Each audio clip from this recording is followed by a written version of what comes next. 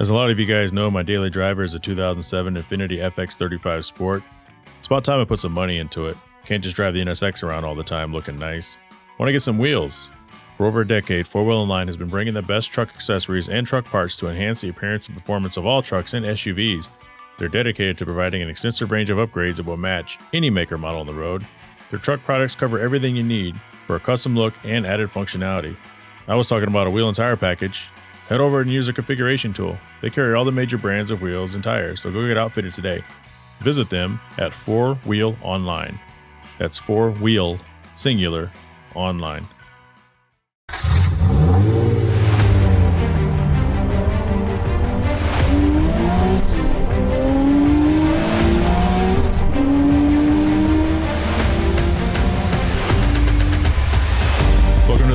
Podcast, Other Side of the Wheel, brought to you by Honda out of Scottsdale, Arizona. I'm your host, Jay Finning. Hanging out with me today is Will. What's going on? Want to jump into, so if this is your first time listening to the show, this is the shorter version of the show, as I keep saying every other week until I get enough subscribers where it won't matter. It's about a 30-minute show where we talk more about cars from a high level, non-granular, right? Want to give you guys an update on my Grom. We're going to talk about my Grom, which is the unit I bought to plug into my Infiniti. Also going to talk about the new Civic is out and hit you guys with the random thought of the week. So moving on to the Grom, finally I traded the units back and forth with the people, and they've been really gracious. They've been really good to work with, and they didn't have to do this, first off, because we did this song and dance where they sent me the unit. I tried to plug it in. Shout out to Heath. If you're listening to this from Plano, Texas at Grom, you're the man. He sent me back a wiring harness. Tried the wiring harness, didn't work. So they had me take apart the unit, took photos of it, sent it to them. Then told me to send the unit in. I sent the unit in. They switched out the brain, the main board to it, and I couldn't get it to work. So then they went and they ordered the same radio, the same. So the Infiniti has like these two components to it besides the radio. So you have the top screen. That's the main controls that switch between the modes, the aux and shit like that. And then you have the bottom part that switches between the CD changer and it's so super like weird. Two different ECU type deals. Yeah, there's like two different controllers or button boards, and then there's the navigation system that I have, and then whatever else. So they went out and they bought everything that I had just to make sure it tested. And then they could have said, wow, you know what, I guess it just doesn't work. Yeah. You know, here's your $600 back. But they went out and did that, and they said theirs worked. I couldn't get mine to work. I go, okay, guys, I got 3 options for you, and this is dragging on 2 months now. It's kind of funny. I actually recorded an unboxing video of that Grom unit like a month ago or whatever, 2 months ago. And I got to the point where I was installing and I couldn't get it to work. And that's when I started doing this back and forth with them. So I said, you guys, you got 3 options. I said, option number 1, you can send me your test unit and I'll try to install that. Option number 2, if it doesn't work, I can get on a video call with one of you guys and you can watch me do it just to make sure I'm not doing something stupid. Now, it's pretty foolproof. The way these harnesses are. You plug the factory unit into the back of their harness and you plug their unit into a factory port on the radio. It's pretty, And I said, in option number 3, just do a refund. I could have been like, fuck, this doesn't work. I want a refund. Take it, yeah. So it's like, I see what you're saying. Let's try all 3. Now, my thought was, since I'm sending you guys this unit, this RMA, I said, why don't you just test my unit? Right? And if my unit doesn't work, then send me another unit. If my unit does work, obviously it's just not compatible and we're just not going to make this happen. But their RMA department and their tech department are 2 different things. So I received their unit, hooked it up yesterday, and it works. So the one they had, so you must have a defective one. I must have had a defective one, yeah. I plugged it in, it works. It's actually pretty clunky. It's not very good, but I'm also dealing with, it's like loading an iOS on a 2007 Motorola Razr. Like the screen resolution just doesn't jive. They just don't communicate well with the new tech. Yeah, it's not very good. It's like blowing up a graphic. It's like blowing up a piece of clip art and using it as your wallpaper. Memories. Yeah, I remember that. Ask people listening like, what the fuck is clip art? What the hell is wallpaper? But it works. And sometimes it works when I plug in my phone. Sometimes it doesn't. I'm not using an OEM Apple cord, and I need some to configure it. Because what they said is if I hook up to the internet, so like a work phone, if I put in, what is that mode? Hotspot. Right. So if I plug it up to a hotspot and use that internet, I can go to their store or the Google store or whatever and download a bunch of apps. And then once I download the apps, I should be good to go. So I may end up doing that because right now you turn it on, it just looks kind of meh until the CarPlay kicks on. But I have CarPlay. I'm happy. CarPlay, Jay, good to go, especially because we have a trip coming up where we're going to San Diego, and I'm going to want that in there. Happy ending. Happy ending. Yes, we love happy endings around here. Which, by the way, if you guys aren't subscribed to the Hard Parking Podcast YouTube page, make sure you go out and subscribe to it. You can find it on the Hard Parking Podcast or Hard Parking Media, and you'll see that Grom video. What is that? Is he? Was he? Let him out. Let him out so he can come right back and try to come back in. He's like nosy. He is. He's like, what's going on? Yeah, and then so he's that's, like, oh, never mind. That's like the third time we've let Izzy in and out of the office, which is freaking annoying. So, big news. So, the Civic is out. They've taken deliveries. The 2022 Civic is out, and I went to go look at it yesterday at Honda, and I got to tell you, it's pretty nice. What were your thoughts of it when you first saw it? Because everybody had some sort of thoughts when they first saw the pictures coming out. It looked like a big old car. They went like bigger. Usually the Civics are like small sedans, and they're just getting like longer and longer like the BMWs. So it reminded me of like a 5 Series BMW, like lengthwise, but I haven't seen it in person. But it looks like it's a longer car. Yeah, it's bigger than the previous gen. It's a little smaller, I think, in dimensions from an Accord. But when you look at them, I'm going to have that video up soon too, but when you look at them, they share like the same rear window, like exactly. If you were to cut the Civic in half and compare it to the side profile view of an Accord, you'd have a hard time telling which is which if you didn't really know which is which. Because the taillights are the same shape, but the light design underneath the lens is a little different. But just to the glancing eye, if you were behind a new Civic, you wouldn't know if it was an Accord, if it was a Passat, if it was some other Euro. So it's not like enough to like stick out different in that aspect? Because, you know, cars have their like special characteristics. I would say the special characteristic of the 2022 Honda Civic is the front. It kind of looks like it's concentrating. You know, people do that thing where they concentrate. Yeah, glare. Yeah, you know, and they get like the wrinkles in between their eyebrows. Like it looks like it's concentrating. It has kind of like this snub, slanted nose. Almost like, remember when the Chargers first came out? How the front of the new Chargers were kind of like, it kind of went back. It's almost like a backwards 7 almost, or like BMWs, like some of the older BMWs. Not saying it looks like a BMW, but it kind of slants back from the furthermost point of the hood. But here's the deal. The sport model comes with black mirrors and all that kind of stuff. But the cool thing is they all have to push button start, which maybe they've always had. I don't know. I think that's cool. I still think they all have auto start. Standard. That's pretty cool. Yep. They all have the full CarPlay integration. The touring model has wireless charging where you just put it on the pad, which is pretty cool for a Honda Civic. It's got wireless CarPlay too, I believe. So is there really a big difference between sport and touring besides like accessories? Or is there like, besides the black mirrors, is there like a aero kit or something? There's a motor difference. The engine is a little different. And then as far as features, you know, because the touring usually has the creature comforts and all that kind of stuff. But if you were to get a sport for like, I think they start at like 23 or 24. So I don't know if that's high for a Civic or not. I don't know. But I know the touring edition at Wright Honda was 29. But it was really nice. Really nice. And LEDs everywhere. Headlights, taillights, all the interior lights. Oh, that's pretty nice. Yeah, you don't have to go to bleds.com. AutoZone, whatever, pick up your LEDs. Yeah. So I was saying, all the aftermarket companies are probably pissed. They're going to be pissed as companies these auto manufacturers start incorporating just LED bulbs. You know, you can't just pop out those old ones and swap them. Popping the hood, there was something really funny. So we had the car running, so it was cool when we got in it. But when we got out, they kept complaining about how hot, you know, the motor was, especially when Joe went to pop the hood to show me the hood, because we popped the hood on the touring coupe and didn't really notice anything weird. And she just kind of glanced at it.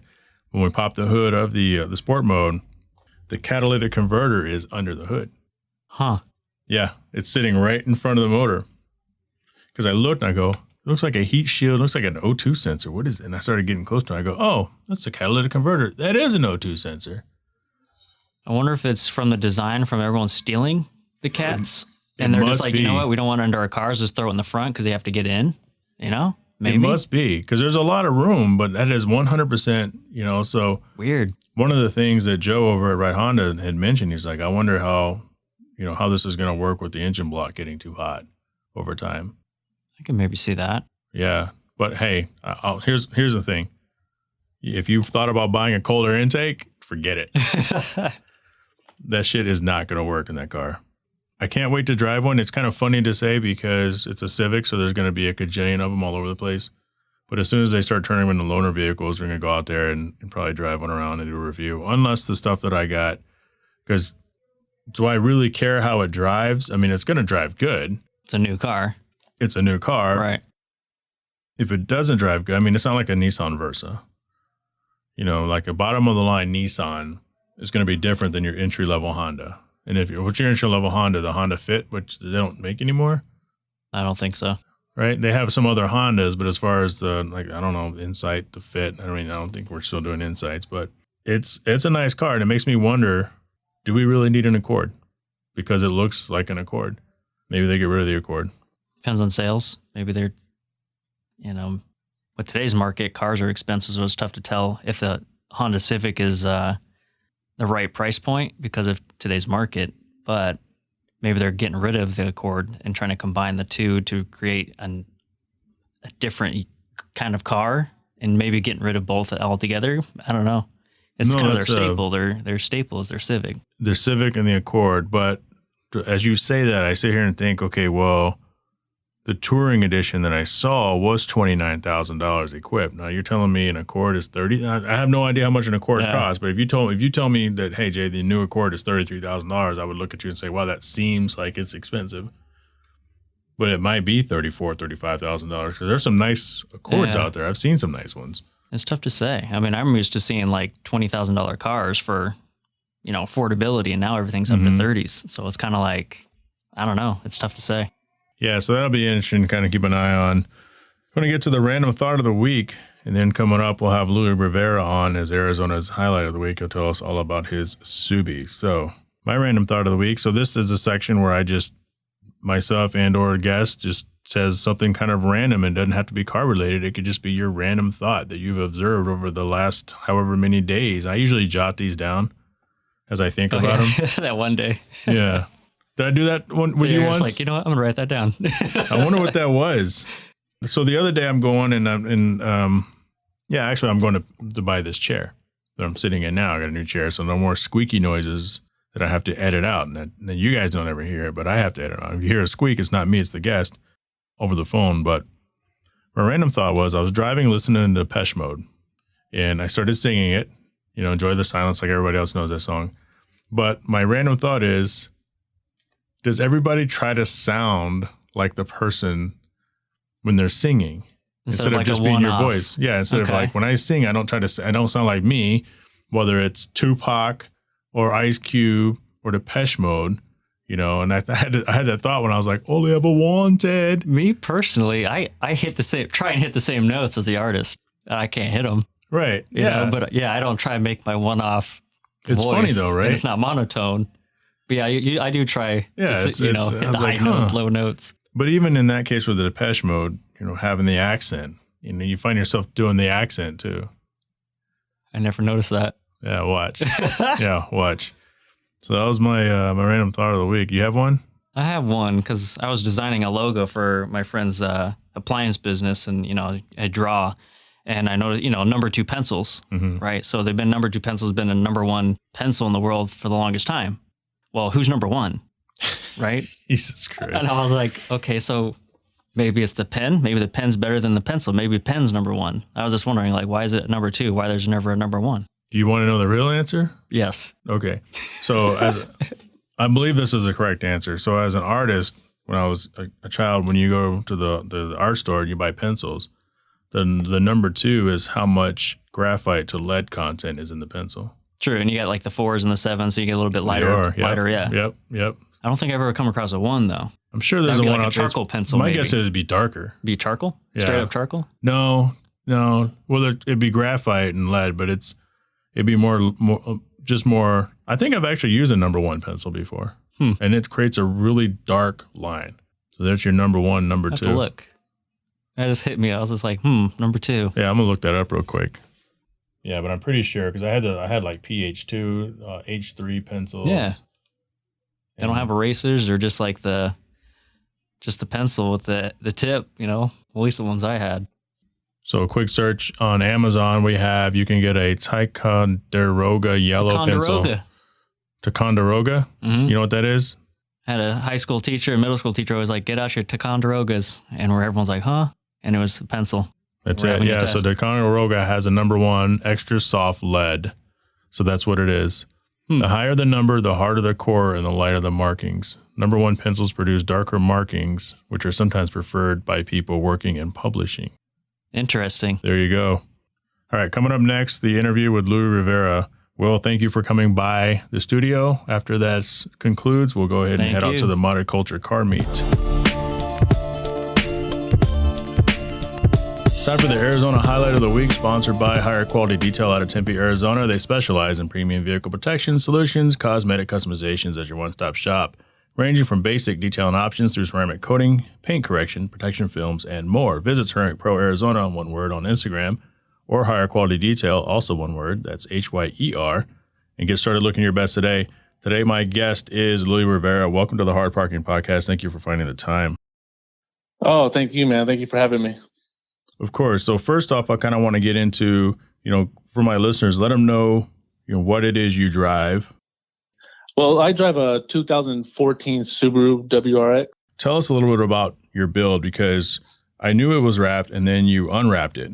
Yeah, what the wrap is pretty much the same excuse every car guy has. Just got tired of the car for a little bit and decided to wrap. The color of the wrap was it's from Avery, and it is called Sand Sparkle. And pretty much picked that color because nobody had it at the time in Arizona. Yeah, so that Sand Sparkle, it looks really good. It looked good because you took it off. It's got, it's a gloss, right? It's not a matte, but it's like a gloss enamel with a little bit of flake in it. It was like a goldish sand color, but it was a little tricky because in photos it looked white. Yeah, you're right. A lot of people were hitting me up on Instagram saying, "Oh, why would you wrap it white? There's so many Subarus that are white or pearl white. Why'd you do that color? Everybody has that color." I was like, well, you got to see it in person and in the sunlight and to really get the real effect of it. Isn't it funny that people thought that they should reach out and tell you that you made a bad decision on your car? Yeah. What about the motor? Have you done anything with it? Cold air intake, a couple of bling underneath the motor additions, anything? Motor's pretty much basic. It's just still a stock motor, stock turbo.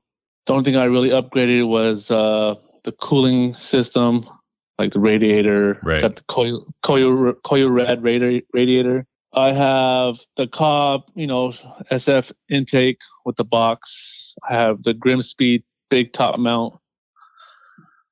A full turbo back NVIDIA exhaust 3-inch.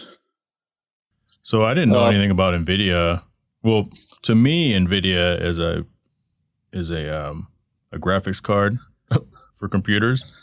But it wasn't until I just bought another Infinity where the word NVIDIA started popping up. So it's cool that somebody I know has NVIDIA stuff, because you never know when you're just getting into it what's super generic and what's kind of known. Yeah, the only reason why I knew what parts to get was just literally just from meeting other Subaru people. And, I'm like, oh, I was going to get this. And I'm like, oh, no, get this one. This is a better brand for those cars and this and that. Right. And I think you said something kind of important. You kind of bounced ideas off of other people, because there is the car person who says, just got a car. In your opinion, what are the best wheels? In your opinion, what is the best this? Instead of being like, hey, these are the 3 or 4 I'm thinking of, or what do you guys think about this one? Is it any good? Should I waste my time on it? Yeah, it's crazy. Like I learned a lot of stuff just from other enthusiasts. Even gas. Like people were like, "Oh, you can use that gas. It's bad for these motors. These kind of motors are real sensitive. You should use this gas, and that gas is better." We're talking 89 versus 91, or are we talking like Citgo versus Circle K? Yeah, exactly. Like in the Subaru, a lot of the Subaru guys I know either run Shell or Chevron only. But Chevron has Techron, man. You see the commercials. Why did you decide to take the wrap off? I took the wrap off because much as I love the color, I miss the real shine of paint. And when I have with all, I like to use the Superior Image products. Yep. Superior Image Car Care. And I use it for everything. And like when you have a wrap, it really doesn't do too much to it. Facts. So it's like, I really want to see what this product does to my car. I'm actually dropping my car off at the end of this month over there with Rad Details. Mm-hmm. And they're gonna bring my car back to life. So, did you have any residue? Did you have any issue removing the wrap? Yeah, I mean, it wasn't too bad. Like I've seen horror stories about it, but say you get what you pay for. So I made sure I bought good quality vinyl, but I took the vinyl off myself, so I didn't know like some of the tips to do like a better job. I was pulling the vinyl off at an angle, and it was leaving a lot of residue behind. Mm-hmm. But like after a couple panels, you figure out, I'll pull it straight out instead of at an angle, and it comes off a lot cleaner. So pull it at a 90 degree. You basically want to pull it, like straight out from itself. Like, so you don't want to pull it backwards, like folding over itself, like peeling it. Like you would think. And so conventional would be like when you're like when you put a decal on your car, right, on the window. Yeah. They tell you to peel it as close to the window as you can, as close to the panel. Got it. Okay. That's good information. You don't want to do that with the vinyl. Yeah. You want to pull it straight out, like towards you. I wonder why that is. In there, it is weird. Kind of doesn't make sense, sort of. But hey, if you found that worked, because I pulled mine off and it came off like butter, but I also had Ceramic Pro underneath it. I don't know if you did or not. But there were parts of it, though, at the top, like the canopy of the car, where I had some residue and I had to take it in and get it detailed as well. Yeah. And then also, too, do you keep your car garaged, I assume? Yeah. When I had the whole time my car was wrapped, I was living in an apartment complex, so it was getting beat up in the sun for 2 years. No carport? Yeah, no car. I had a carport, but it was still, with the angle of the sun where we were parked at, it never did anything good. So, yeah, man, come on, we're in Arizona. This shit's brutal. Yep, especially for your carbon fiber parts. Especially for your carbon fiber parts. Let me tell you a story. A couple of years ago, I had my car parked at the Phoenix Comic Fest, and it was parked outside for a week. And the first 4 or 5 days, the windows were rolled up as they should be. But by the time I went there to go visit my car, I actually had some plastic parts on the interior just melt, and it worked bunch of like shit, like some of the 3D printing stuff. And then the horn button. I had the horn button on my Momo melted, and so the button was laying on the seat and the spring was laying out because it had like literally popped off. Yeah, that sun is no joke. I take my my shift knob with me when I go to work, because you get in and I just put it on and I leave it in the refrigerator at my job with my lunchbox and put it in there, and it's nice and cool when I take off of work. That is one of the most brilliant things I've ever heard, to be honest with you, because we always do this thing where we try to cover it, right? Or you throw it in the glove box. It is still piping hot. It doesn't have to be in the direct sun. It's just like throwing something in the oven and closing the door. Yep.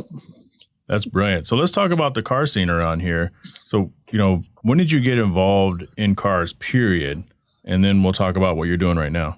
My first time I got into the car scene was, I'm from Las Vegas, so I was out there in Las Vegas at the time, and that was when the illegal street racing was kind of big. It was like Fast and the Furious movie style, where you go and it was like a party, people were hanging out, and I drove a 2004 Lancer Rally Art.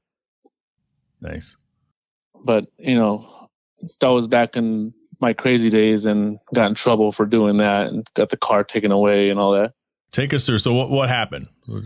let's just, set the scene for everybody. All right. So when did it happen? What do you remember about that? You go, it's the luck of the draw. You go out there and, it's illegal racing. You're hanging out. You pretty much stay by your car. Don't wander off too much because the police come at any time. Right. Everyone scrambles. So you got to be able to get off. And it was just my turn. I went down the street and police decided to follow me out of all the cars. Yeah. And I tried to drive and get away from the police, and I lost control and crashed. And classic, man. Classic. But look, man, I mean, you weren't even racing, but you're a spectator. And that's some people listening. They think it's not, you don't even have to be the one racing. All you have to be is there sometimes, and they will nab your ass.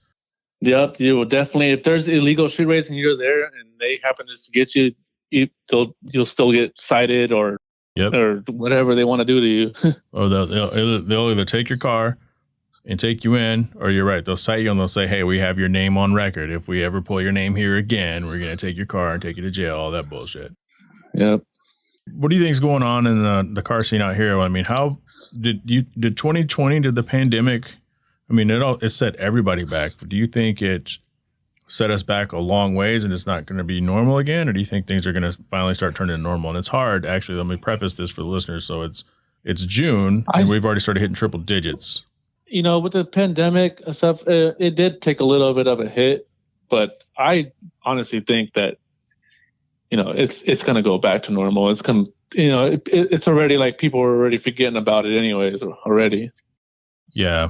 That's true. So I'm pretty sure that, hopefully the car scene did take a little bit of a plunge. People are getting so stir crazy just to do anything with car related that they're out there doing stuff that they shouldn't be doing. Like, give me an example. What's one thing that drives you crazy? Like, what if you were to pick one thing that you think is detrimental to the car scene and the optics to people who don't like cars?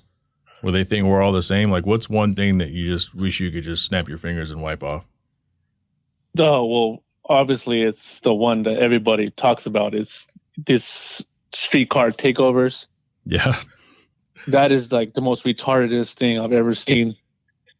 And, that's coming from an old school, like I know I'm kind of still young, but I'm more of an old school type of car enthusiast. Or the whole point of building my car is to, show off my car, of course, but to meet other people and meet new friends and to give young little kids, something to look forward to go finish school so they can make money to buy these cars. Yeah, I don't understand those, and I'm trying not to look through the lens of an old man, but they just don't make sense. They wouldn't have made sense to me when I was 18. They don't make sense to me now. Now, going to the illegal street races like you were just describing, they've always been there, and that's always going to make sense to me. It's just cheap, easy entertainment. If you're watching, if you're racing, it's just for street cred. And is it dangerous? Absolutely.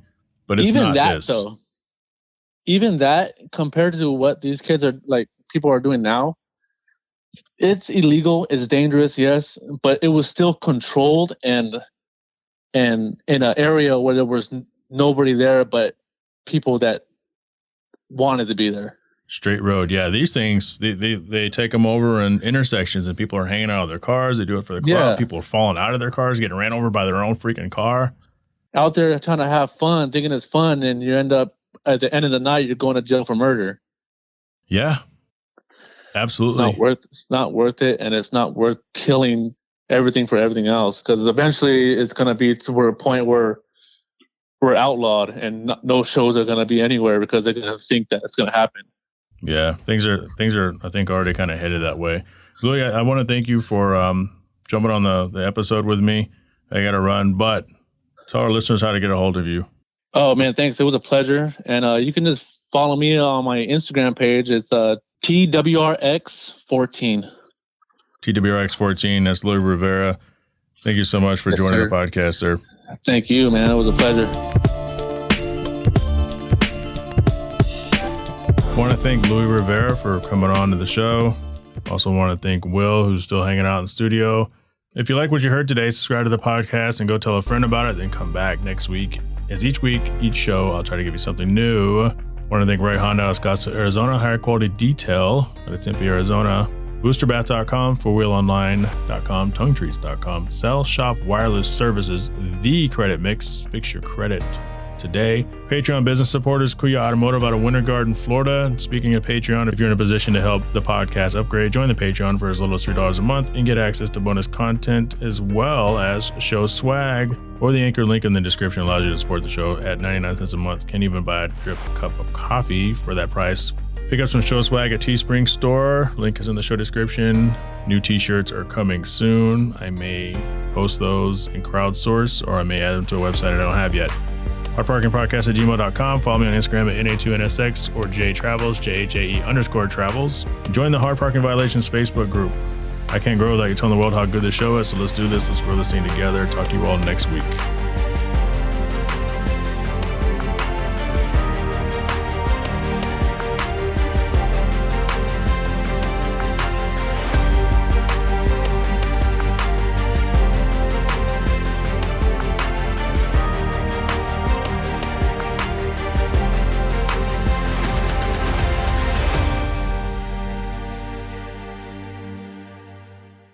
Now it's stripping time.